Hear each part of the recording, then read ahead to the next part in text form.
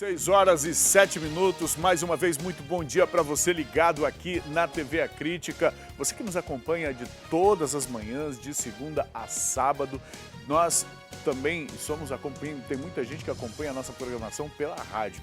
Pela rádio O Manhã no Ar, acontece de segunda a sexta. É de segunda a sexta, de 6 até às 7, pela FM O Dia. E eu sempre gosto de mandar um abraço para as pessoas que escutam o nosso programa, aí dirigindo no caminho do trabalho, no caminho da escola dos filhos também, ou às vezes até em casa, fazendo aquele café, mas ouvindo o rádio. Na rádio até às 7, aqui na televisão até às 8h30. A gente vai até às 8h30 da manhã.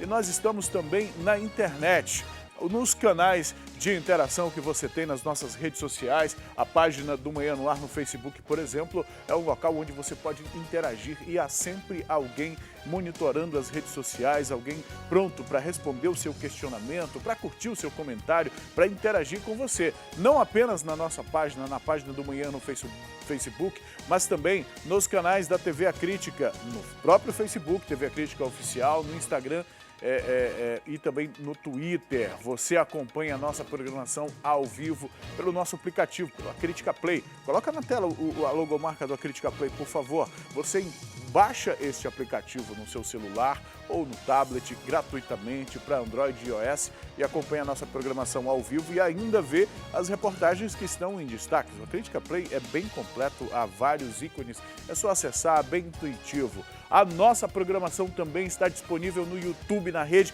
Mundial de Computadores, onde você acompanha a nossa programação ao vivo aqui no Amazonas, nos outros estados do nosso país e em todo o planeta, e ainda pode deixar o seu comentário lá através da Rede Mundial de Computadores e fica ligado na nossa programação.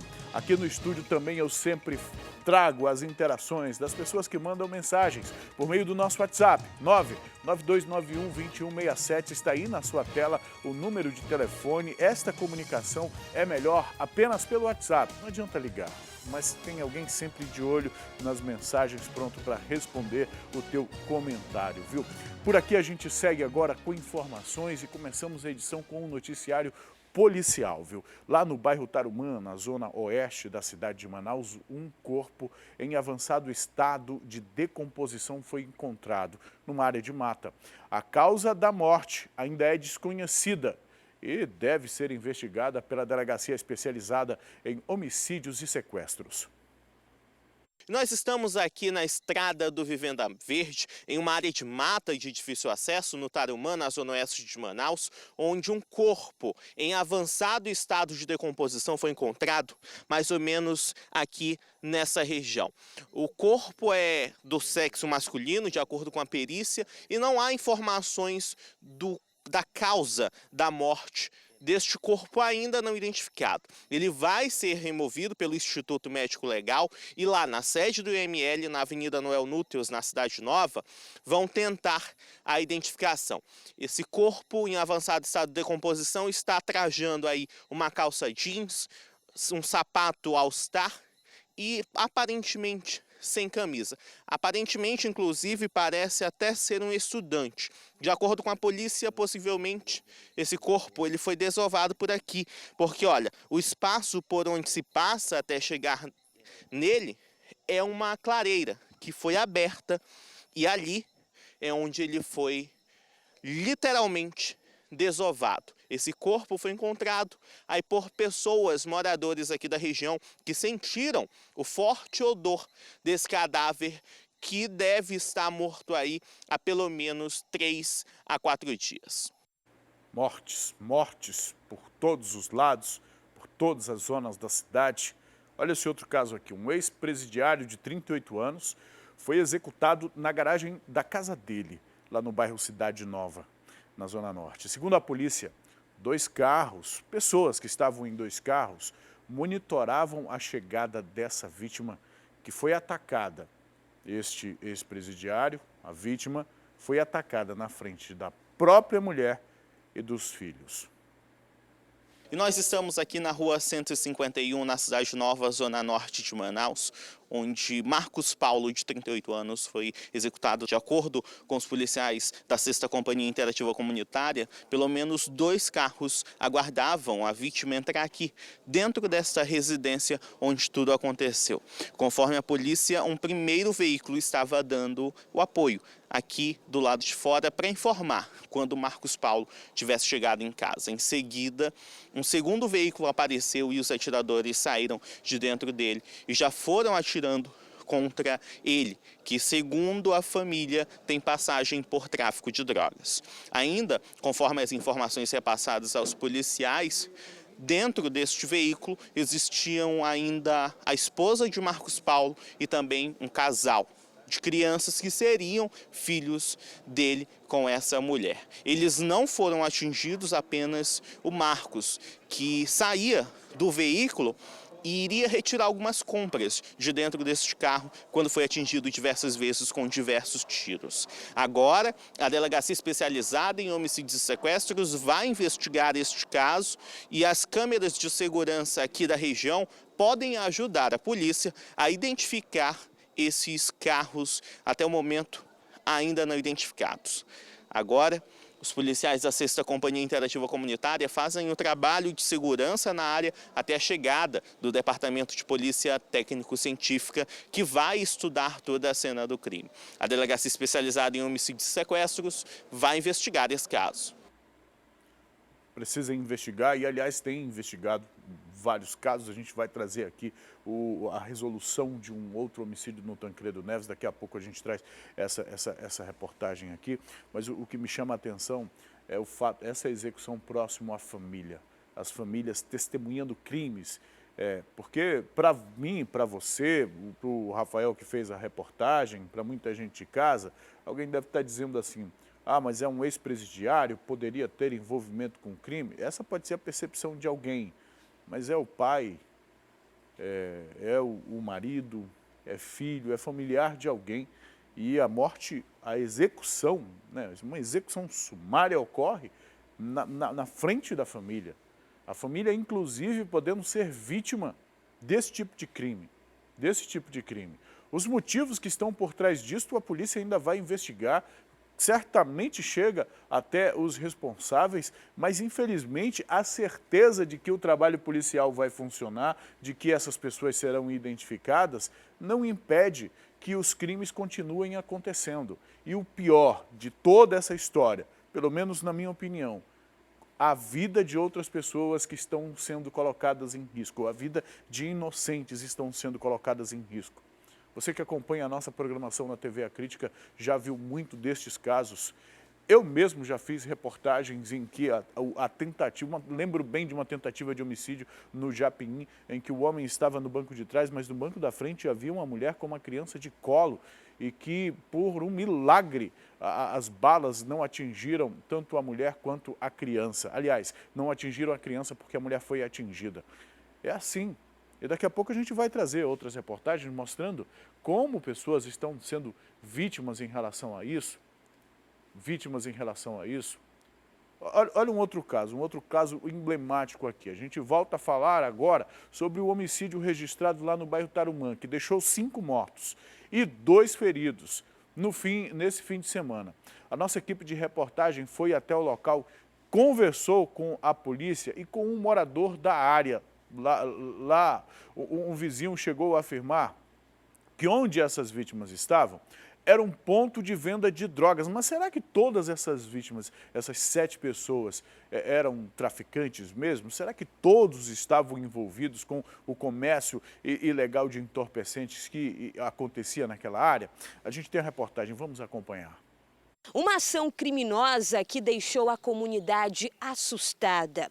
De acordo com testemunhas, o relógio marcava as 9h30 da noite, quando os suspeitos chegaram em pelo menos 3 carros aqui na rua Santa Ana. Bandidos que estavam encapuzados e fortemente armados. Os suspeitos desembarcaram e se direcionaram até a frente desta casa. As vítimas estavam em um momento de lazer, ingerindo bebidas alcoólicas, quando foram surpreendidas pelos bandidos. Eles efetuaram vários disparos e, em seguida, fugiram do local. A correria foi grande aqui na comunidade. 5 pessoas morreram, 2 sobreviveram e foram levadas para o Hospital e Pronto-Socorro Delfim Aziz. Os policiais da 20ª Companhia Interativa Comunitária foram acionados, isolaram a área e fizeram buscas aqui pelo bairro Parque São Pedro. Até o momento, esses atiradores não foram localizados. A Polícia Militar mais uma vez retornou até aqui, o cenário onde aconteceu essa chacina. Os policiais decidiram colher mais informações com a comunidade, que ainda está abalada, e preferiu não comentar sobre o caso com medo de represálias. Vocês conversaram com uma adolescente, que inclusive é parente de uma das vítimas. O que ela disse em depoimento? Bom, segundo ela, estava dentro de casa e aqui na frente da casa estava o pai dela, o irmão dela, o pai dela foi a vítima, faleceu, o irmão está baleado lá no hospital. Estavam bebendo aqui na frente quando chegou 2 ou 3 carros, eles não sabem afirmar se foram 2 ou 3 carros, mas chegaram atirando, todos encapuzados. Mortes que podem ter relação com o tráfico de drogas? É possível, né? Pelas características é possível, mas nós no momento não podemos afirmar, mas é possível. Uma das vítimas que morava aqui nessa casa aqui, ele já tinha uma tornozeleira, né, com ele. Eu não sei qual foi o motivo ainda dele usar essa tornozeleira, mas ele sim. Essa testemunha, que preferiu não se identificar por medo, disse que essa tragédia já era anunciada. Essas vítimas, elas tinham relação com o tráfico de drogas? Sim, inclusive lá nessa residência onde aconteceu a chacina, o cara vendia droga, o pai sabia, dava cobertura para o filho. Toda vez que o pai usava entorpecente, ele ficava querendo matar os outros, puxando faca, puxava chave de fenda. E isso daí já não é de agora, já tem vários tempos. E a comunidade? A comunidade toda tem medo de falar, né, com medo de represálias, né? É aquele detalhe, a gente mora no bairro e se fala alguma coisa, depois pode ser punido pelo crime, né? E no momento que aconteceu essa chacina, esses bandidos, eles efetuaram vários disparos, eles já estariam monitorando essas vítimas? Sim, eles já estariam monitorando porque essas pessoas estavam na esquina e aí eles separaram as pessoas, o alvo que eles queriam, pretendiam, né? E efetuaram o disparo. Quando o Maxwell, que era a pessoa que eles estavam querendo a cabeça, eles atiraram nele e o pai se meteu na frente. Aí eles metralharam o pai também, que também dava apoio para essa coisa errada do filho.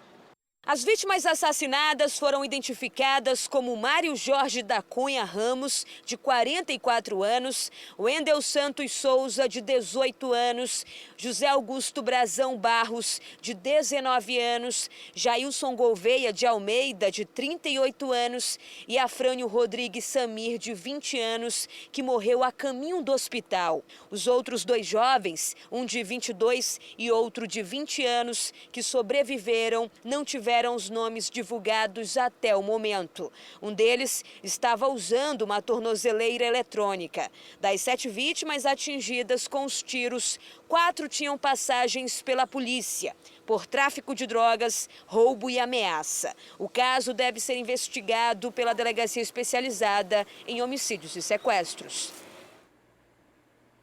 Complicado, né? Complicado. E diante de uma situação dessa, inclusive, os nomes dos 2, por exemplo, que estão no hospital, os nomes que não foram divulgados, é importante as autoridades, a própria Suzana, ficar atentos para não divulgar, inclusive, onde eles estão sendo atendidos. Nós já mostramos aqui casos de criminosos que invadiram unidades hospitalares atrás de matar desafetos. Eu lembro de uma reportagem lá no 28 de agosto que deixou todo mundo assustado lá. Trabalhadores, técnicos de saúde, pacientes, inclusive, com a correria, tiroteio, bandido invadindo o hospital. Num caso como esse, O ideal é nem... A gente pergunta, a imprensa vai perguntar, vai solicitar, vai cobrar, porque a gente quer mesmo informar. Agora, tu imagina, o cara escapou do tiroteio, vai para o hospital, os bandidos que acompanham o trabalho da imprensa, o cara escapou, está lá no hospital, vão lá terminar o serviço e ainda correndo o risco de atingir um outro inocente? Deste caso, tem algo que eu gostaria de chamar a atenção, primeiro para a coragem dessa pessoa, que apesar de estar com o rosto aqui censurado, com a imagem distorcida, para não ser reconhecido, a voz também, por uma questão óbvia de segurança, é preciso muita coragem para fazer o que ele fez aqui. Porque o tráfico de drogas, os acertos que ocorrem entre eles, essas mortes, isso pode chegar também ao cidadão. Sobretudo para o cidadão cidadão comum, para o cidadão que mora no bairro, o cidadão que conhece todo mundo e que também é conhecido, essa pessoa corre risco e corre muito risco. Quando a gente chega aqui e cobra das autoridades uma providência em relação ao estado, à segurança pública, ao estado de coisas em que nós enfrentamos, em que o cidadão está, é disso que nós estamos falando. O cidadão está acuado. Ontem eu estive na delegacia de homicídios, acompanhando o resultado da Operação Ajax, um homicídio que ocorreu em maio deste ano lá no Tancredo Neves. Um homem de 54 anos, se não me engano, o seu Dejair, não concordava com a venda de drogas na frente da casa dele. O que ele fez? Filmou, denunciou, os traficantes não gostaram da postura deste homem, e aí o que foi denunciado seria o segundo no comando daquela área do Tancredo Neves. O que ele fez? Ligou para o chefe, que é irmão dele.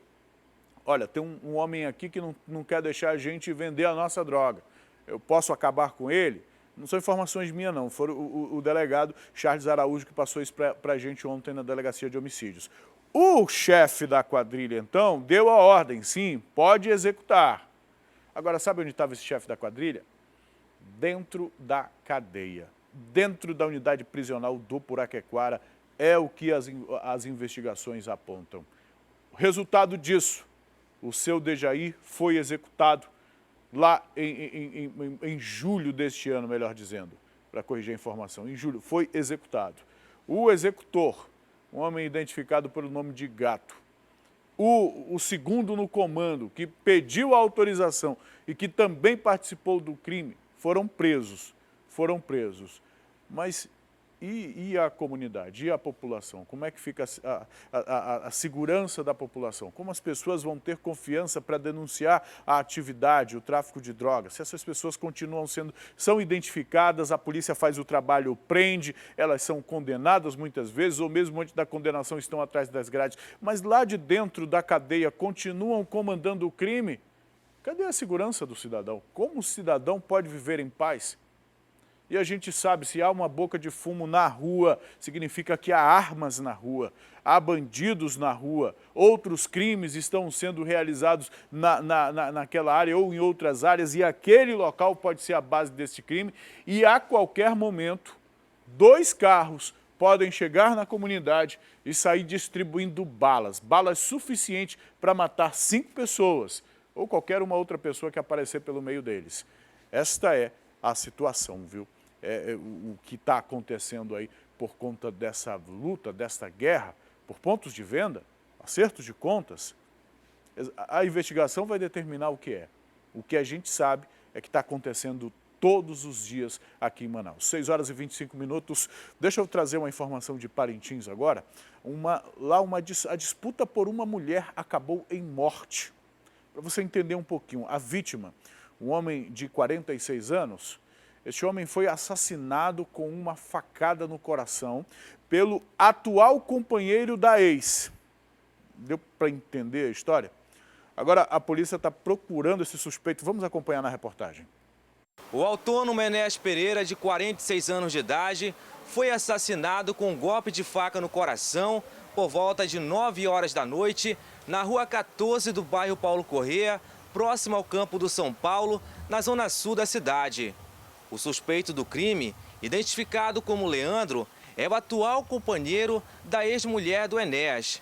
Segundo informações de familiares da vítima, os dois tinham uma rixa antiga, tudo por causa da mesma mulher, a ex de um e a atual do outro. Após uma discussão entre eles, o crime aconteceu. Dona Raimunda, mãe do Enéas, disse que o filho vinha sendo ameaçado de morte pelo Leandro e pede justiça para o caso.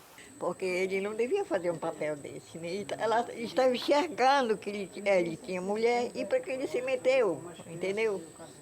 Eu conheço familiares dele, eu ainda dei conselho, o meu genro deu conselho para ele, esse outro também deu conselho, mas quando ele não quis obedecer, só sossegou depois de estar morto em cima da terra. Mas eu espero dele ir para a cadeia para nunca mais ele sair, para 2 vezes não ser canalha. O Enéas morava sozinho com um filho, um adolescente de 16 anos, no bairro União, também na zona sul da ilha. Meu pai criava confusão com ele, e toda vez dizia que era meu pai. E meu pai se afastou dele, aí daí não sei mais o que aconteceu, ele saiu pra rua. Meu pai só sabia a notícia, já que tinha acontecido isso com ele. Foi exatamente onde? Na casa do meu avô. O caso está sendo investigado pela 3ª Delegacia Interativa de Polícia. Nós temos já um suspeito, neste caso do Enéas. Provavelmente esse suspeito esteja escondido. A Polícia Militar passou a noite atrás, porém não conseguiu ainda localizá-lo. Mas assim que a gente localizar, eu vou representar pela prisão preventiva dele de imediato. Bom, ontem nós fizemos aqui a cobertura de um acidente aéreo. Um avião de pequeno porte caiu no início da tarde lá nas proximidades do Aeroporto Internacional Eduardo Gomes. Olha, você está vendo aí imagens do resgate. Se eu não me engano, essa foi a primeira pessoa a sair da área do acidente, né, meu diretor? Pelo menos foi o primeiro registro que a gente viu desse resgate. Eu estive lá acompanhando essa movimentação. A imprensa só podia ficar aí do lado de fora, viu, do terreno. Esse é o portão 7, a guarita 7 deste terreno da Infraero, que fica nesta área lá do aeroporto. Viu? 10 pessoas estavam nesta aeronave. O destino do avião era a cidade de Maués, no interior do estado. E a gente fez uma reportagem, a gente tem uma reportagem em relação a este acidente. Vamos acompanhar. A aeronave da empresa TWO Flex saiu de Manaus com destino ao município de Maués, no interior do Amazonas, por volta de 1h da tarde e caiu minutos depois da decolagem em uma área de mata próximo ao aeroporto Eduardo Gomes, na zona centro-oeste da capital. Segundo a empresa, o avião de pequeno porte que transportava 8 passageiros, além do piloto e o copiloto, precisou fazer um pouso de emergência. Ao todo, 10 pessoas estavam a bordo da aeronave, entre passageiros e tripulantes. Os passageiros, inclusive, eram servidores públicos e pessoas que prestavam serviços para municípios aqui do estado. 2 dos 8 passageiros da aeronave trabalhavam para o governo do estado. Vana Agostinho da Mota, de 33 anos, presta serviço à Secretaria de Estado de Assistência Social, SEAS. E Francisco Pereira de Souza, de 40 anos, é funcionário comissionado da Secretaria de Estado de Trabalho, CETRAB. Vana e Francisco estavam a caminho de Maués para visitar o Conselho de Assistência Social da cidade. Estavam na aeronave Maria Cristina Magalhães, de 51 anos, Antônio José Maciel de Oliveira, de 60 anos, Dilson Marcos Kowalski, de 56 anos, Dilvete Nunes Magalhães, de 45, Ricardo Lorentino Coba, de 35 anos, e Dário Teixeira, também de 35 anos. A maioria prestava serviços contábeis aos municípios do interior. Os outros 2 sobreviventes do acidente foram o piloto Marcos Antônio Mousardo e o copiloto André Costa de Oliveira Neves. Segundo os familiares dos sobreviventes, logo após da aeronave cair, os próprios passageiros conseguiram acionar o Corpo de Bombeiros e mandar notícias sobre o estado de saúde deles. Do lado de fora da área de resgate, momento de angústia e sofrimento para quem aguardava notícias. Ela falou que após a decolagem, né, a aeronave passou a mostrar problemas de pane, né, e tentou retornar, né.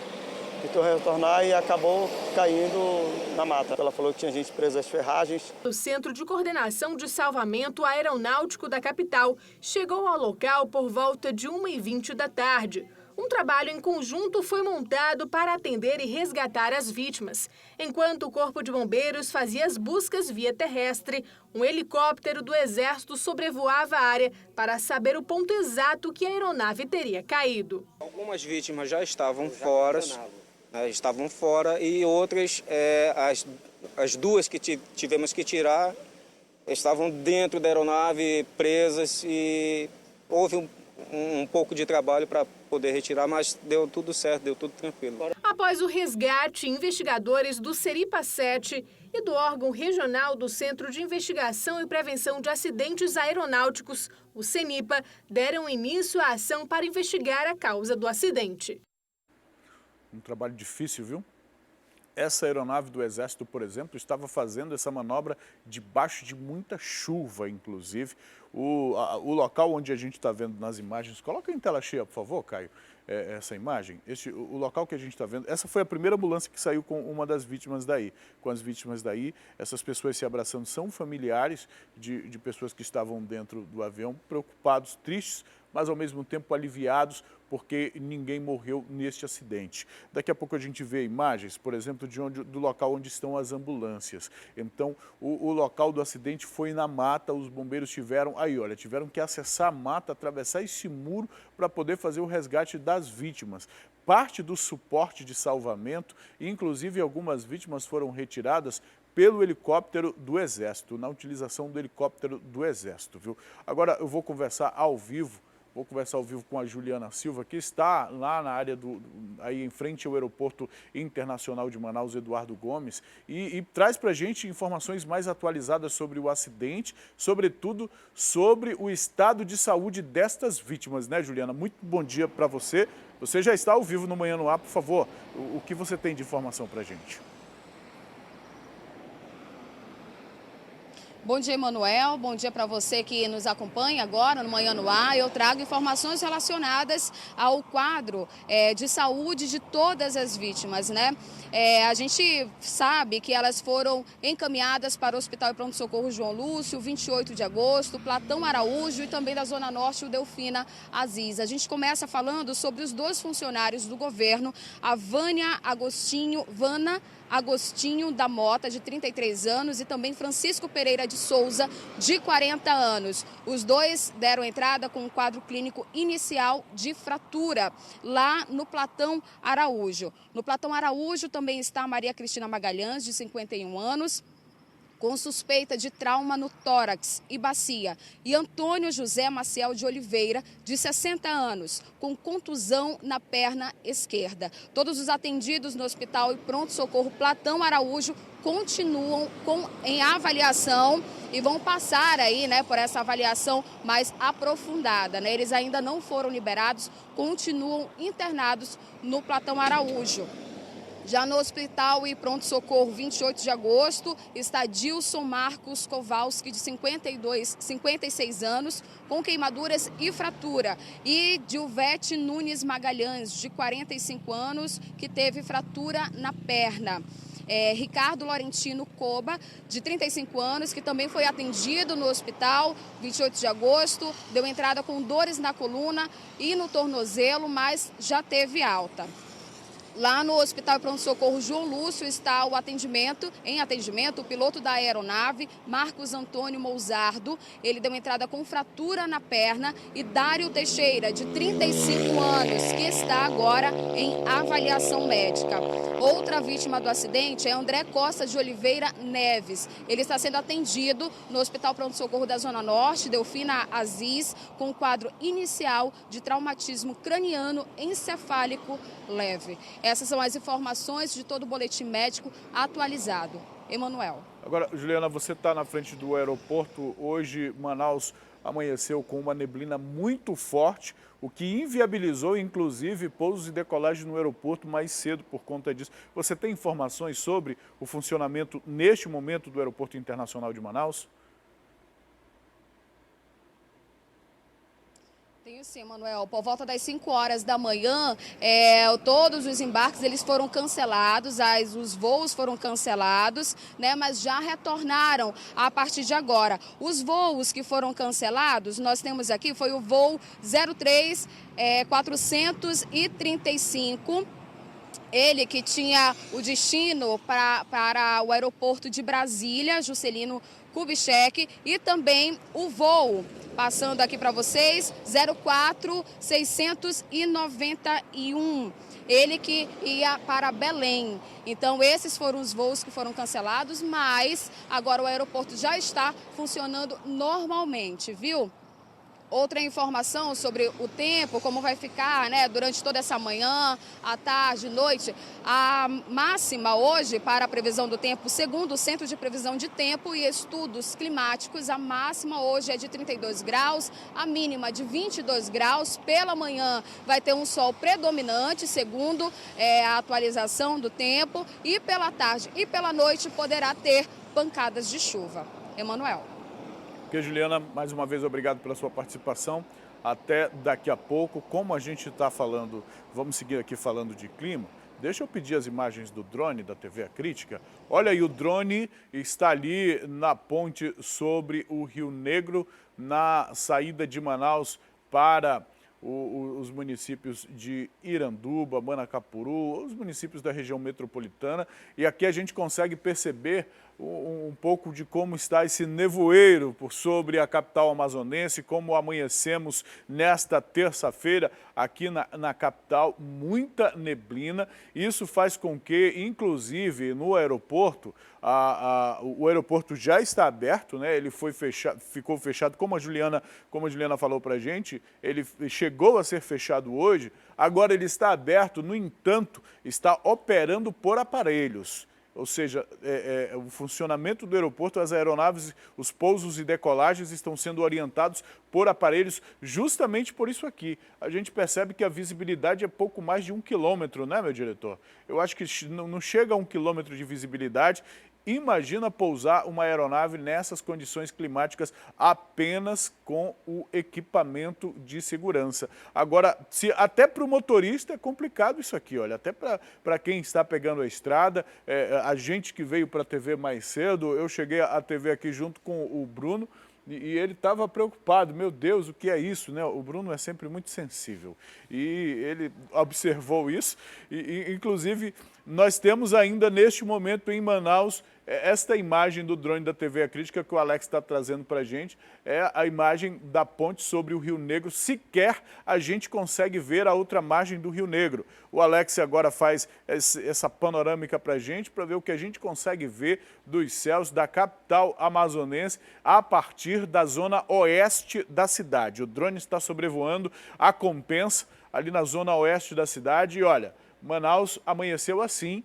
Aos poucos essa neblina vai se dissipar, mas a previsão do tempo para hoje é mesmo de sol com muitas nuvens, uma possibilidade muito grande de chuva e deve chover a qualquer momento sem aviso prévio, viu? A previsão não é tão precisa assim em relação, o que diz apenas é que vai chover e aí o Manauara aproveita para curtir esse clima um pouco ameno, não é todo dia, sobretudo em 17 de setembro, né? No meio do mês de setembro, em que a gente costuma ver a cidade, o céu da cidade esbranquiçado assim, mas é de fumaça mesmo e calor desde muito cedo, então hoje amanheceu tranquilo. E aqui, olha, a gente vê o trânsito aí na avenida que dá acesso à ponte, é tranquilo nessa área da Zona Oeste. A gente segue aqui, daqui a pouco a gente volta com o drone, o Alex mostrando para a gente outro ponto do trânsito da cidade, uma outra, para a gente trazer informação para os motoristas. Agora 6 horas e 40 minutos.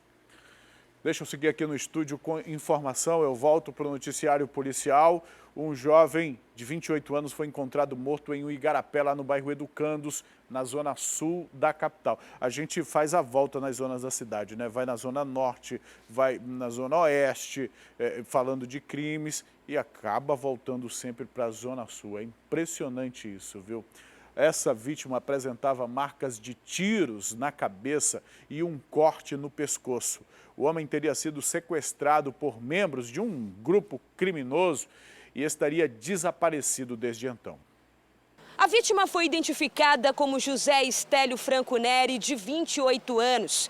O corpo dele foi encontrado por volta das 10 horas da noite, às margens de um igarapé, aqui no bairro Educandos, na zona sul de Manaus. Foram os funcionários de um estaleiro que denunciaram o caso para a Polícia Militar.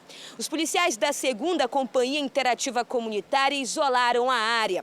O corpo do homem foi retirado do igarapé, removido e levado para o Instituto Médico Legal.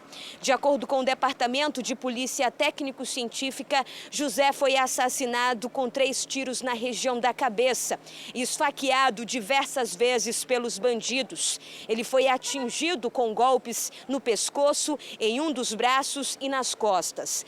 A família desta vítima esteve na delegacia e conversou com a equipe de investigação do 2º Distrito Integrado de Polícia.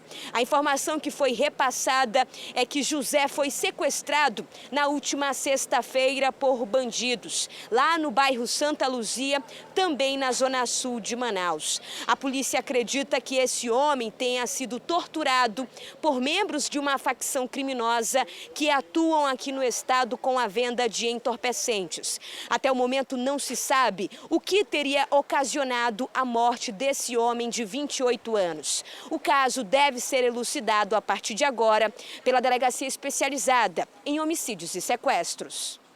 A gente não tem como saber ainda, as investigações devem declarar o que foi, devem desvendar o que está por trás desta morte, mas o que a gente sabe é que não precisa-se muito, não. Apenas se reconhecer ou ser reconhecido como membro de um grupo rival ou de um outro grupo de pessoas que também vende drogas. Já é motivo suficiente para ser executado. Ou uma dívida de 20, 30, 40, 50 reais. Estão matando por 35 reais de celular em Manaus. Estão matando por 50 reais. A vida perdeu o valor ou sequer tem valor neste mundo do crime. E daí entra a responsabilidade de todos nós, sobretudo a responsabilidade daquelas pessoas que financiam essa atividade criminosa. Financiam esta atividade criminosa. Não, eu não estou isentando o trabalho policial ou o trabalho, a responsabilidade do governo em promover a segurança pública de forma alguma. Essa segurança precisa ser mantida, provida, oferecida à população. Nós temos visto e acompanhado diariamente o trabalho da polícia. Eu estou sempre nas delegacias acompanhando o trabalho da polícia. Sempre há uma resposta para os crimes que acontecem. Falei ainda há pouco sobre um deles aqui. Daqui a pouco, daqui a alguns meses, a gente vai saber informações sobre este caso. Mas e o trabalho de inteligência antecipado para se prever isso, para saber quem está mandando e efetivamente impedir que esses mandantes parem de controlar o crime de dentro das cadeias? Cadê o trabalho de inteligência para evitar que esses crimes aconteçam na rua? Sabe por que eu digo isso e insisto nesse trabalho de inteligência? Por conta dessa notícia que a gente vai trazer agora. Enquanto eles estão se matando entre eles lá, não está nada bom, mas, digamos assim, ficaria restritos. Mas acontece que essa guerra ocorre nas ruas, meus amigos. Nas nossas ruas, na nossa vizinhança, na frente das nossas casas. E olha só esse caso, uma empregada doméstica, um caso bárbaro envolvendo uma empregada doméstica, um caso que chocou moradores lá do bairro Colônia Terra Nova, na zona norte da cidade. Sabe, olha só, a polícia diz que esta mulher, esta empregada, não tinha envolvimento com o mundo do crime. Como a gente pressupõe ou pode supor que algumas pessoas daquelas que, por exemplo, sofreram a execução lá no Parque São Pedro, pelo menos 4 já tinham antecedentes criminais, não é esse caso agora. Esse caso, de acordo com a polícia, essa mulher não tinha envolvimento. Ainda assim, ela foi executada por ordem de um traficante da área. E você sabe qual o motivo que ela teve a morte decretada? O motivo que a pena de morte foi aplicada a ela num país onde não existe a previsão, não existe previsão legal para pena de morte na Constituição, no Código Penal, em lugar nenhum. No Brasil nós não temos isso, mas essa mulher, ela teve a morte decretada. Sabe por quê? Porque ela estava denunciando a venda de drogas no local. Vamos acompanhar na Esse crime reportagem. aconteceu por volta de 10h30 da manhã, aqui na rua Calopsita, no bairro Colônia Terra Nova, zona norte da capital. A vítima foi identificada como Deusimar Cardoso da Silva, de 43 anos. Era empregada doméstica e, de acordo com informações de alguns familiares que repassaram para os policiais militares da 18ª Companhia Interativa Comunitária, que estão aqui no local, o Instituto Médico Legal acabou de chegar aqui neste momento para fazer a remoção do corpo. O local aqui é de difícil acesso, uma descida bem complicada mesmo, com pouco asfalto e muito barro. Um homem chegou, desceu aqui esta ladeira. A Deusimar estava sentada na frente da sua residência e ele já chegou disparando contra a vítima. No momento em que ela recebeu o primeiro tiro, ela ainda correu para dentro da residência, mas não teve jeito. Ele continuou atirando 3 tiros,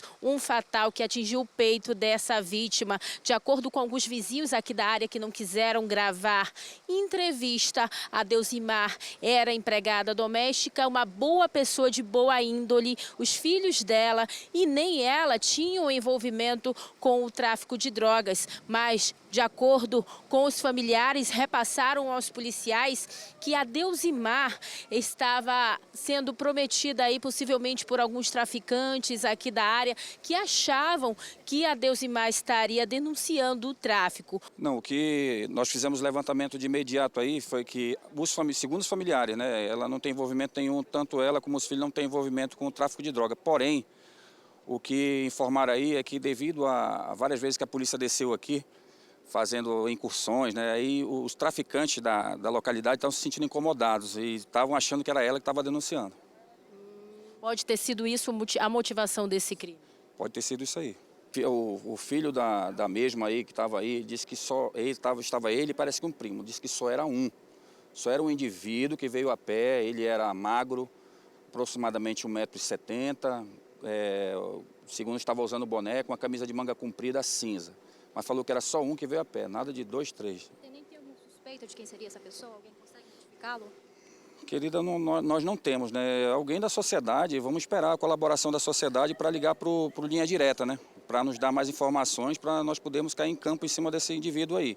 Mas se alguém sabe, vai manter sigilo, até por receio de acontecer alguma represália. Os policiais da perícia técnica estiveram aqui no local, os policiais da 18ª SICOM estão aqui, chegaram há pouco momento juntamente com o Instituto Médico Legal para fazer a remoção desse corpo. Os familiares não quiseram falar, estão bastante abalados aí com essa situação, sem entender o que estaria acontecendo, já que a Deusimar é uma pessoa de boa índole, empregada doméstica, estava de folga, hoje era a folga dela, estava na sua residência aproveitando o seu dia de folga, quando esse homem que estava vestido com uma blusa de mangas compridas, magro, em torno de 20 a 25 anos e usava um boné. Depois de executar a vítima, ele fugiu para aquela invasão que fica ali embaixo e não foi mais identificado. Agora, a Delegacia de Homicídios e Sequestros vai investigar esse caso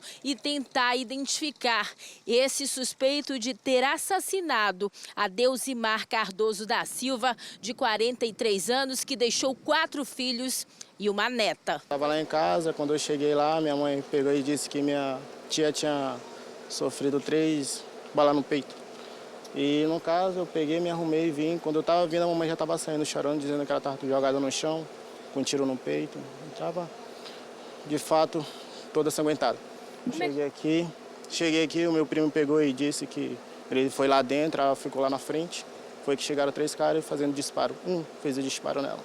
E ela já saiu correndo lá para dentro, dizendo que ia morrer com um tiro no peito. Foi que ela caiu no chão. Vocês suspeitam de alguma coisa, relação a ex-marido? Não. Só porque ela estava namorando com a família dela aí, veio feliz. E a gente não tinha noção dessas coisas, mas aconteceu. Não sei se confundiram ou algo do tipo. A investigação deverá declarar aí ou desvendar o que foi que aconteceu. Vanusa, por favor, procura a imagem da dona Deusimar. Coloca aqui na tela, por favor.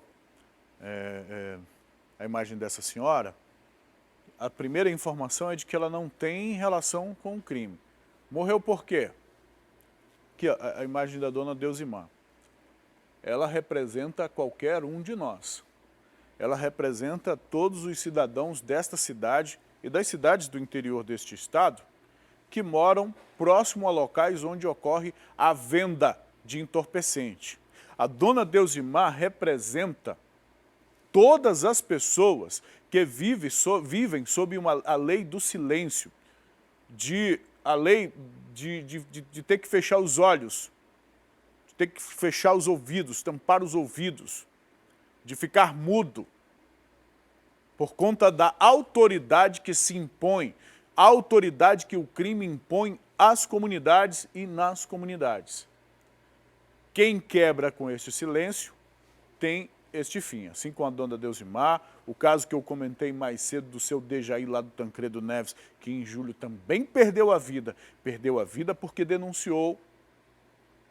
E diante de um fato como este, a gente não tem o que dizer senão cobrar das autoridades providências urgentes, porque os cidadãos estão desta forma, acuados desta forma. Assim como a dona Deusimar, outras pessoas poderão ser vítimas se atreverem a denunciar e essa denúncia for descoberta pelos criminosos.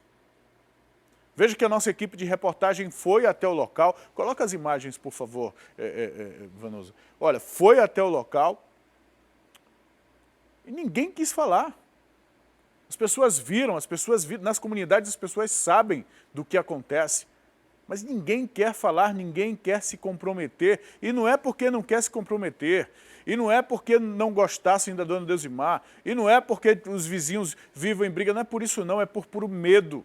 Por puro medo, porque as pessoas têm que sustentar as famílias.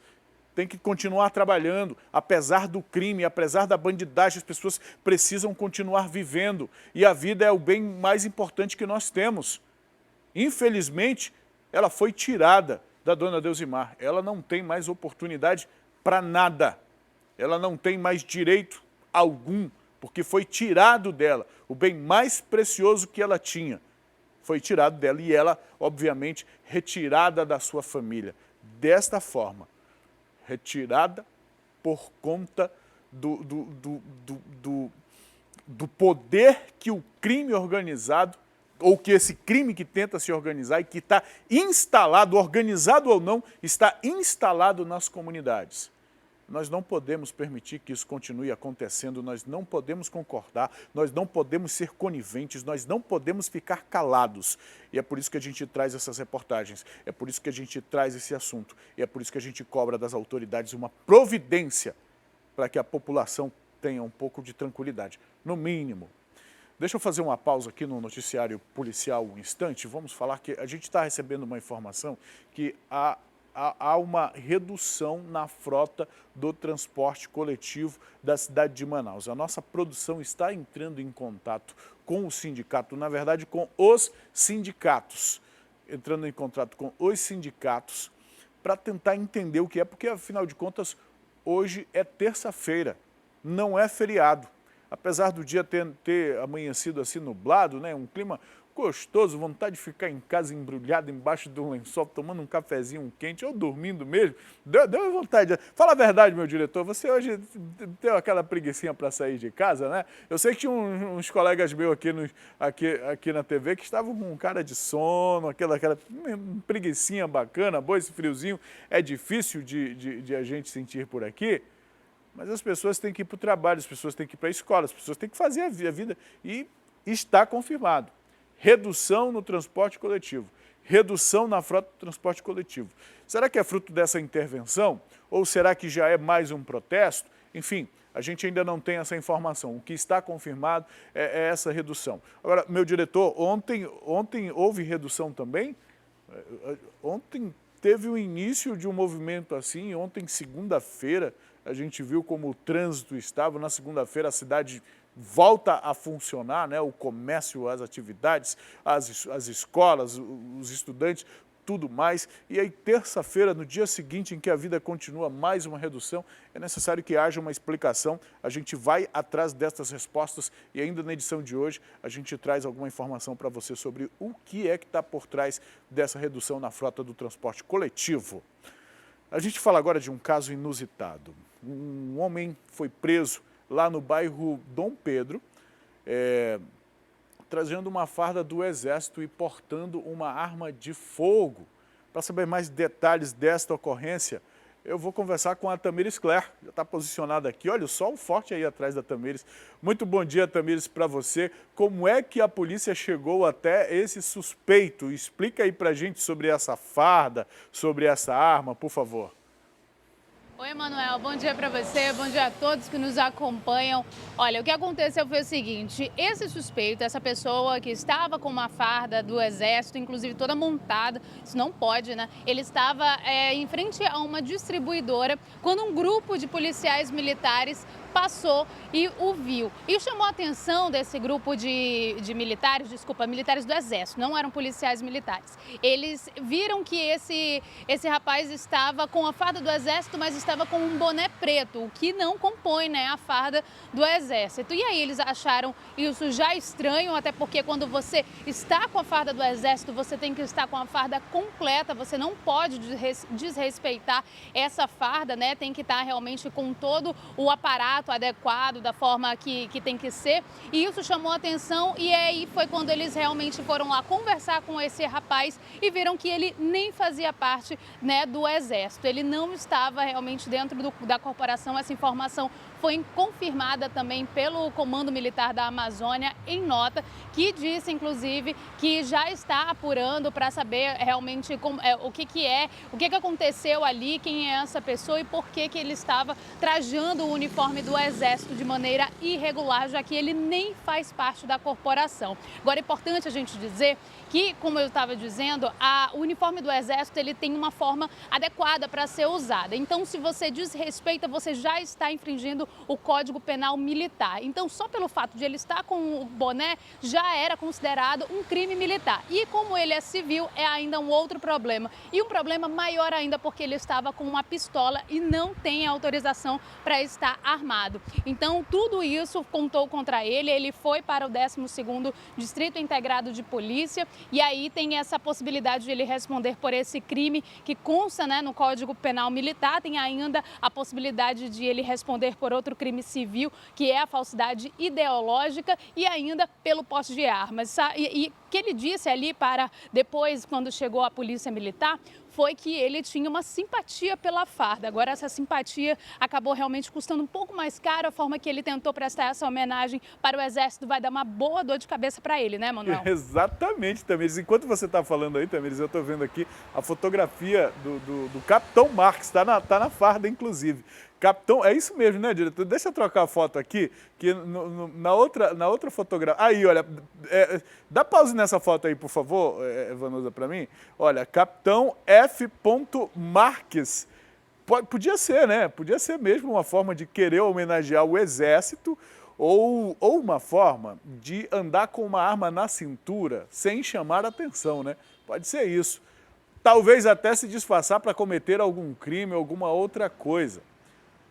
Agora, Manuel, a gente não tem informação de que ele realmente cometeu outro crime, mas a arma dele não estava carregada, não tinha munições dentro da arma. Ainda assim, é realmente uma infração, é crime ele estar com aquela arma. E ele depois foi identificado também, você está falando ali, Capitão F. Marques. O nome dele é Fábio de Melo Marques. Então, ele colocou o próprio nome dele ali naquele uniforme, mesmo sem estar dentro da corporação, Manuel. Exatamente.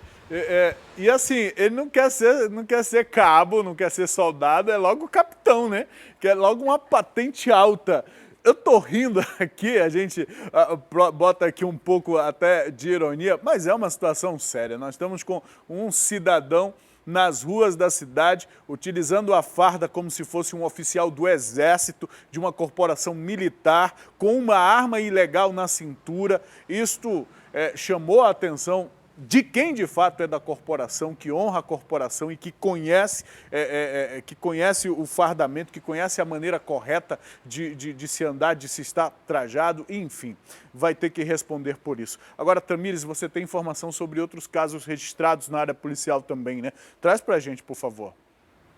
Tenho sim. A sobrinha de um líder de uma facção criminosa bastante conhecido aqui em Manaus, ela foi presa. Já é a segunda vez que ela é presa só esse ano. No dia 14 de maio, ela foi presa junto com outras 8 pessoas pelo crime de tráfico de drogas e ela estava, com a prisão preventiva declarada na época. Ela estava só em liberdade provisória e a polícia recebeu informações de que ela já havia comprado, inclusive, várias passagens para o Nordeste aqui do país, mas ela não podia viajar e isso daí já classificou realmente como uma conduta realmente que deveria ser repreendida. E ela foi agora, teve um mandado de prisão expedido contra ela em junho desse ano, então desde lá a polícia já vinha tentando identificá-la, saber onde ela estava e ela inclusive comprou essas passagens para tentar despistar os policiais, mas eles tiveram informação de que ela estava aqui. É a Vanessa Fernandes Soriano, de 31 anos. Então ela vai responder mais uma vez, mais um crime de tráfico de drogas, vai contar para a lista dela, porque ela já, só esse ano já tinha sido presa uma outra vez e ela é considerada, de acordo com os policiais, de acordo com as investigações policiais, do 2º escalão dessa organização criminosa aqui em Manaus, Emanuel. É um problema sério, né? Eu, pelo menos, vejo uma falha na lei brasileira em relação a isso, porque o tráfico de drogas, quando é um caso de família, Tamires e telespectadores, é porque a família que está no comando de determinada quadrilha ou de determinado grupo criminoso enricou por conta da atividade criminosa. E quando é identificado, e quando são identificados como sendo membros de grupos criminosos que constituíram patrimônio a partir da atividade criminosa, mesmo não comprovando o patrimônio fica lá. E a gente sabe que o que comanda o crime é o dinheiro, não é a honra da família, não são os laços familiares, é o dinheiro que está por trás disso, o dinheiro que financia a droga, que financia as armas, o patrimônio constituído e adquirido. E quando se constitui o patrimônio, mesmo não se comprovando e fica tudo por isso mesmo, as pessoas continuam comandando o crime de dentro das cadeias. Enfim, essa é a situação que a gente tem. Tamires, muito obrigado pelas informações, até daqui a pouco a gente volta a conversar. Olha, 7h03, a gente já encerrou a nossa participação na rádio, na FM O Dia. Na rádio a gente fica no ar de 6 às 7 da manhã, de segunda a sexta-feira. Um abraço a todos os nossos ouvintes. Amanhã a gente volta aqui a partir das 6 da manhã. Aqui pela TV nós continuamos, viu? Nós continuamos e deixa eu continuar trazendo os casos de polícia, falando sobre um homem ainda não identificado, que foi encontrado morto em Uigarapé, lá na zona norte de Manaus. A vítima tinha marcas de agressões e estava com os braços e o pescoço amarrados. A dinâmica deste homicídio ainda segue como um mistério para a Polícia Civil, que já começou a investigar o caso. O corpo do homem foi encontrado por volta das 2 horas da tarde, jogado em um igarapé, na invasão Estrela de Davi, no bairro João Paulo, aqui na zona norte de Manaus. A vítima ainda não foi identificada, mas aparentava ter entre 20 a 25 anos. Os policiais da 15ª Companhia Interativa Comunitária souberam desse homicídio através de uma denúncia anônima. Os policiais que estavam fazendo um patrulhamento de rotina nessa região da cidade se deslocaram até o local que era considerado de difícil acesso. O Departamento de Polícia Técnico-Científica registrou a cena desse homicídio. O homem estava com uma corda enrolada no pescoço. As mãos estavam amarradas e ele estava semidespido. Nós fomos acionados pelo nosso linha direta, acerca de um cidadão que havia sido arrastado para a mata e posteriormente teria sido morto. E as guarnições foram fazer diligência na área, uma área grande, de invasões ali que se interliga a Estrela de Davi, Monte Oreb. E nessas diligências nós localizamos um corpo dentro de uma área de charco alagada parcialmente despido e com sinais de agressão física, né? Provavelmente foi morto por golpes de madeira. O que a população relatou em depoimento na cena do homicídio? Alguém ouviu gritos desse homem?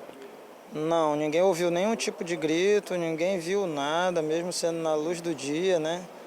E as informações que nós tínhamos, ninguém conheceu o cidadão também no local. Nesse momento, realmente, o que prevalece na comunidade é a lei do silêncio. Muitas pessoas sentem medo e receio de passar qualquer informação.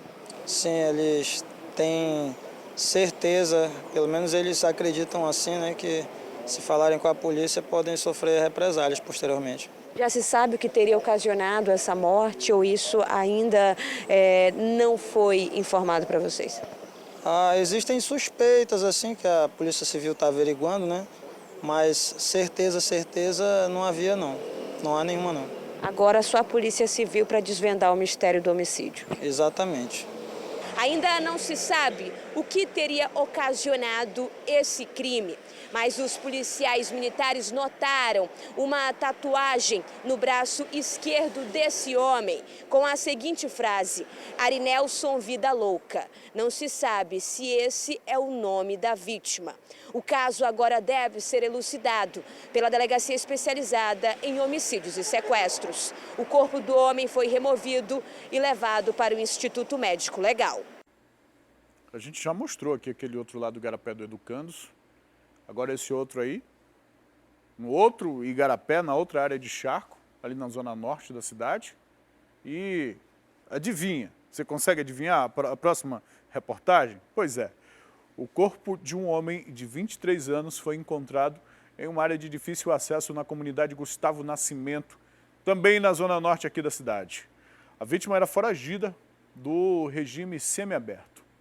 Esse corpo foi encontrado por volta de 8h30 da manhã aqui na comunidade Gustavo Nascimento, Rua Santa Rosa, na zona norte da capital. Os policiais da 13ª SICOM foram acionados por volta de 8 da manhã, informando que esse corpo estava jogado em uma área de mata. O local onde nós percorremos é uma área de difícil acesso, descemos um barranco grande até chegar nesse corpo. O homem foi identificado como Cleuton Rego Martins, de 23 anos. Ele foi alvejado com pelo menos 5 tiros. Um deles fatal na cabeça. Ele era foragido do sistema semiaberto. De acordo com informações da polícia, esse crime pode estar relacionado entre uma briga entre as facções criminosas. De acordo com informações de alguns moradores, eles chegaram a ouvir por volta de 9 horas da noite os tiros, mas ninguém quis sair de dentro das suas residências porque é um local de difícil acesso e também um local considerado perigoso, uma área vermelha onde o tráfico de drogas é intenso aqui no local. Foi por volta de umas 8 horas da manhã, via CIOPS, né?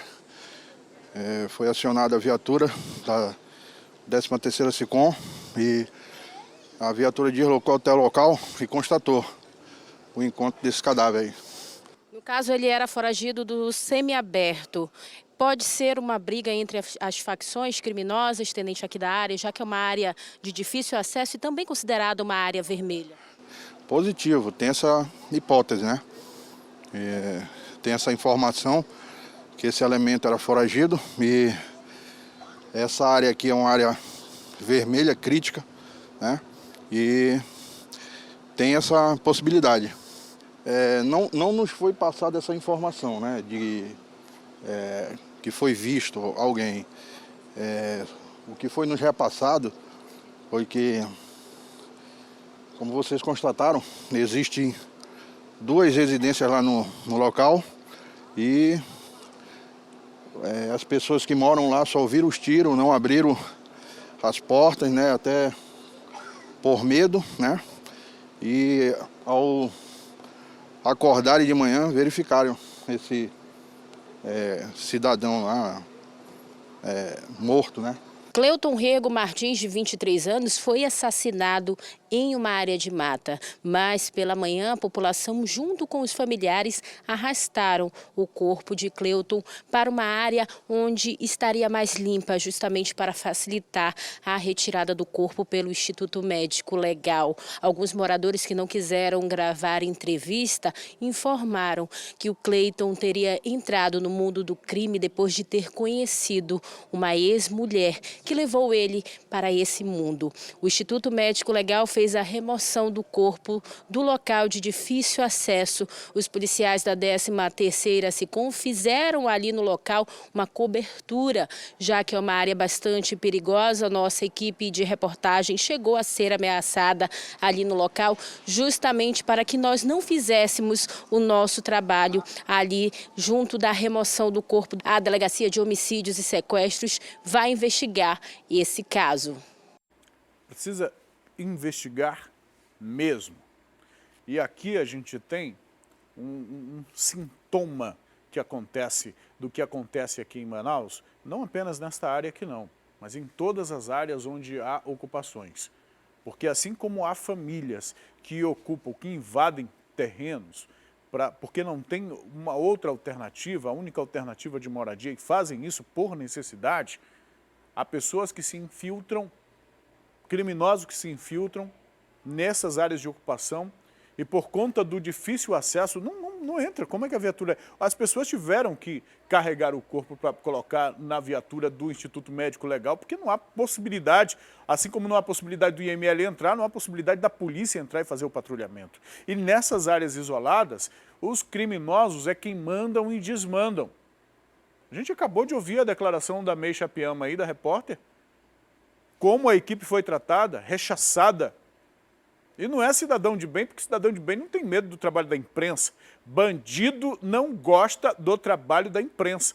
Não gosta que jornalista esteja xeretando o que acontece na área onde eles atuam. Bandido não gosta. É por isso que trataram mal a nossa repórter. Agora, te dizer uma coisa, viu? A gente vai continuar mostrando sim. A gente vai continuar mostrando sim. Porque criminoso nenhum vai impedir que a gente faça o nosso trabalho, de ir às comunidades e mostrar o que de fato está acontecendo. Os crimes que estão acontecendo. E para você que financia tudo isso aí, para você que é o grande financiador, é o grande responsável por tudo isso aí, por essa atividade criminosa, por essa atividade econômica criminosa. Quem compra, quem consome é o financiador. Ainda que esteja consumindo por uma doença, por uma compulsão, pela dependência química, é você que financia. Então, você que é consumidor, quanto mais assíduo, que financia esse negócio aí, deixa eu te dizer, essa morte aqui está na sua conta, tá? É responsabilidade sua também. Eu, sinceramente, acho que essas pessoas deveriam ser responsabilizadas por isso, mas não são. Tudo bem, é um problema de saúde pública? É, mas é também um problema criminal. É um problema criminal. Isso precisa ser pensado, isso precisa ser discutido no nosso país, viu? E após uma denúncia via linha direta, um homem e uma mulher foram presos lá na cidade de Maués. A suspeita é que eles teriam ferido e roubado um banhista. Com eles, a polícia encontrou um teçado, dinheiro, celular e um cordão. A polícia de Maués recebeu uma denúncia dizendo que um homem teria sido atingido com um golpe de faca na praia Ponta da Maresia, que fica localizada no centro de Maués. Foi então que a guarnição se dirigiu até a praia Ponta da Maresia e viu que o homem realmente tinha sofrido esse golpe de faca. Foi então que a polícia começou a fazer ali toda uma varredura e avistou um casal. Foi quando eles resolveram revistar esse casal, identificados como Demison Miquiles da Silva, de 22 anos, e Tainara Pereira Matos, de 21 anos. Nessa revista, foi encontrado na cintura deste homem um teçado. Eles encontraram esse teçado, dinheiro em espécie, um celular e o cordão.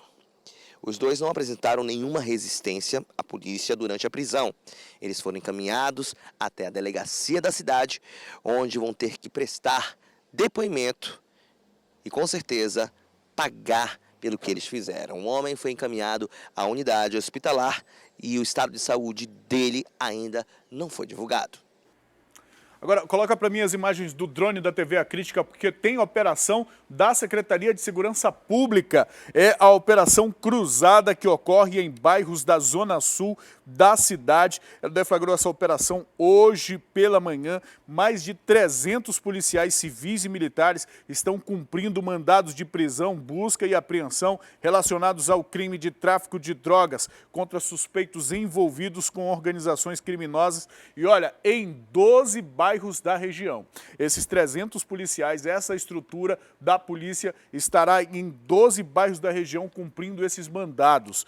As equipes estão desde as primeiras horas cumprindo esses mandados com o objetivo de ocupar o território. E é o que a gente espera mesmo, é o que se precisa que seja feito, que o poder público ocupe o território. São 29 alvos nessa operação, viu? Inicialmente são 29 alvos e nós estamos acompanhando isso. O drone está sobrevoando, são imagens do Alex Gomes, a rua Vicente Reis, lá na Betânia, na zona sul da cidade, no bairro Betânia, na zona sul da cidade. E aí a gente vê o staff da Secretaria de Segurança Pública, policiais civis e militares nas ruas fazendo esta operação.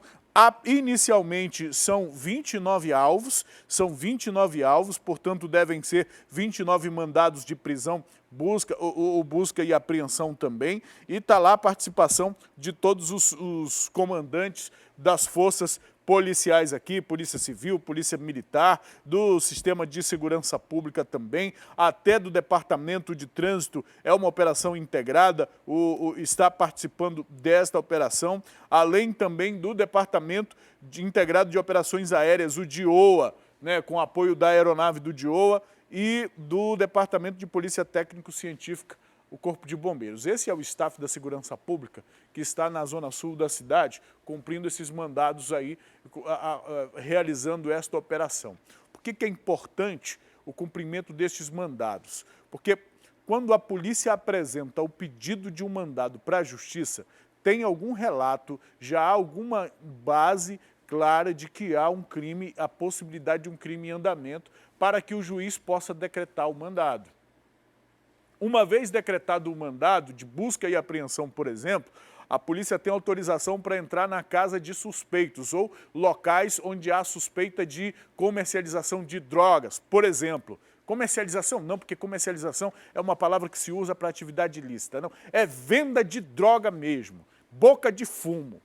Quando a polícia tem mandado que tem autorização que entra, encontra armas, encontra drogas e prende inclusive outros envolvidos em flagrante. É o que a gente costuma acompanhar. E é certamente o que deve acontecer nesses 12 bairros aí, onde essa operação será realizada. E neste momento, o que está acontecendo na zona sul da cidade. O Alex está mostrando para a gente as imagens da zona sul da cidade. Está aí as equipes da Secretaria de Segurança, a polícia que está fazendo o trabalho. Parece que está calmo neste momento, mas enquanto esses aí estão na rua, deve ter outros policiais cumprindo os mandados dentro das casas. A informação que você acompanha com a gente ao vivo, a operação da Secretaria de Segurança Pública, que você acompanha ao vivo aqui pela TV A Crítica, a Operação Cruzada que ocorre agora em bairros da Zona Sul. É isso que tem que acontecer na Zona Sul da cidade.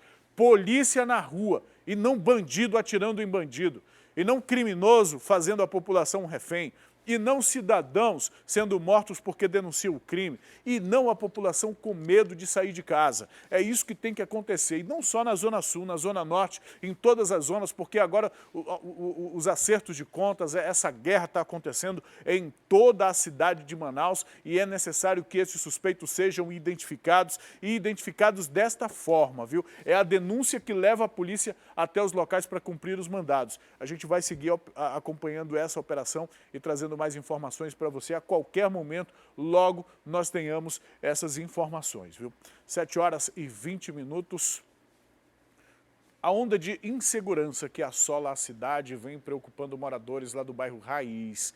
Após um assalto em um lanche, a comunidade pede mais policiamento. A ação dos criminosos, neste caso, foi flagrada por uma câmera de vigilância. O estabelecimento é esse lanche aqui, que fica localizado bem no cruzamento da Rua 1 com a Rua 5. Os suspeitos, primeiramente eles deram 2 voltas aqui nesse lanche. Na segunda volta, eles pararam a moto aproximadamente nessa direção aqui da Rua 5. Foi nesse momento que eles anunciaram o assalto. A dona Rita de Cássia estava no momento aqui, quando aconteceu o crime, e ela vai falar detalhadamente pra gente como que foi toda a ação do suspeito. Porque a gente observa no vídeo, né, dona Rita, que foi muito rápido. A senhora estava aqui, como que aconteceu? Eu estava sentada aqui e o dono do lanche sentado do meu lado. E ele estava atendendo um telefonema de uma cunhada dele para buscar na faculdade. Quando ele pressentiu, que na volta que ele deu, ele pressentiu que era assalto. Ele gritou, dona Cássia, corra, é assalto. E ele correu e eu fiquei sentada aqui. Aí eu me levantei devagarzinho, aí eu já corri naquela parte de lá. Que ele pisou aqui no momento, ele pulou para cá para trás. Tá aqui, esse aqui que é o dono do lanche. Agora, dona Rita, a gente percebe nas imagens que eram 2 homens, 2 suspeitos. Um desceu da moto, armado, anunciou o assalto. Como é que foi essa ação? Ele desistiu, porque a gente observa que ele não chegou a pegar nada. Ele conseguiu levar alguma coisa? Não tinha nada. Ele desistiu, porque na feita que ele subiu aqui, justamente ele voltou. Aí ele pegou a moto com outro cidadão e saiu. Foi justamente quando o rapazinho vinha correndo, que viu, saiu, deixou sandália, deixou tudo aqui. A gente está acompanhando aí mais uma situação de um assalto, né? Os moradores reclamam que a onda de assaltos é grande aqui no bairro Raiz, principalmente nessas redondezas aqui da Rua 5 e da Rua 1. A gente vai conversar com o Átila também, que ele é o proprietário aqui do estabelecimento. O senhor estava nesse momento também? Foi um susto para o senhor? Foi um susto muito grande porque, olha, faz quase 20 anos que nós estamos no lanche, nunca teve esse tipo de situação. Essa é a primeira vez? É a primeira vez que aconteceu.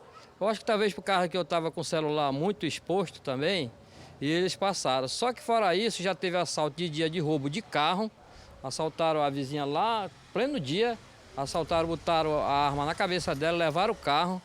E hoje eu soube também que mataram um cidadão lá em cima. Quer dizer que a onda de criminalidade aqui no bairro é grande. Tem aumentado. E em meio a essa insegurança toda, eles pedem providências urgentemente, como o seu Átila falou. Aqui é a primeira vez que esse estabelecimento é assaltado. Só que quase todos os dias acontecem assaltos pelas redondezas. Bom, fica aí o apelo dessas pessoas em relação à segurança, viu? O pedido por segurança. A gente mostra agora mais um caso de violência doméstica que acabou com o agressor preso. A vítima foi agredida, ameaçada e chegou a ser baleada pelo suspeito, com quem tem 2 filhos. O homem já responde pelo crime de tráfico de drogas. O homem que aparece na imagem, agressor de mulheres, traficante e quase um autor de um feminicídio. Ele foi preso por policiais civis depois de agredir brutalmente a companheira dele e impedi-la de sair de casa com o filho do casal, um bebê de apenas 2 meses. Um detalhe que chama a atenção nessa história é que há 6 meses, durante uma discussão com a ex-companheira, atirou no pé dela e depois do disparo de arma de fogo disse que esse tiro tinha sido no pé, mas que o próximo seria na cabeça. Ela então ficou bastante assustada, com medo de denunciar o caso. Mas 6 meses depois, com uma nova agressão acontecendo, ela criou coragem e ligou para uma pessoa que já há bastante tempo estava disposta a ajudá-la. Foi assim que essa pessoa enviou o motorista de aplicativo para buscá-la. Mas quando esse condutor de veículo chegou no local, foi surpreendido por mais violência e ainda se surpreendeu porque ele estava impedindo a companheira de sair de casa. Nós fomos até lá porque quando eu cheguei na delegacia, ela já estava nos aguardando com esse sofrimento. Ela estava de muleta, com o pé enfaixado, machucado por um tiro que ele deu há 6 meses. E ela começou a contar que 3 anos que ela viveu com ele, viveu em violência. Ele bateu nela na gravidez, na primeira gravidez, a ponto que o bebê morreu depois que nasceu.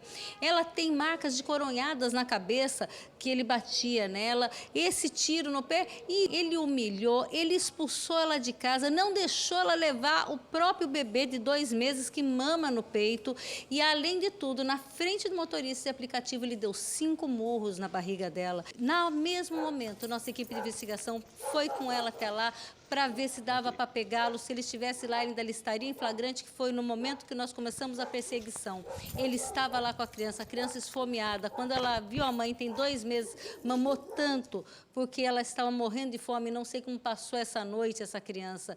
E ele veio preso em flagrante, porque ele ameaçou, ele fez vias de fato jogando objetos nela e, além de tudo, ele deu muito murro na barriga dela. Nós vamos agora conversar com essa vítima, uma mulher de apenas 23 anos, é claro, sem identificá-la a pedido dela, para tentar entender melhor como é que era essa relação tão violenta. Foram 3 anos de relacionamento, nenhuma denúncia, muitas ameaças, muitos registros de agressões.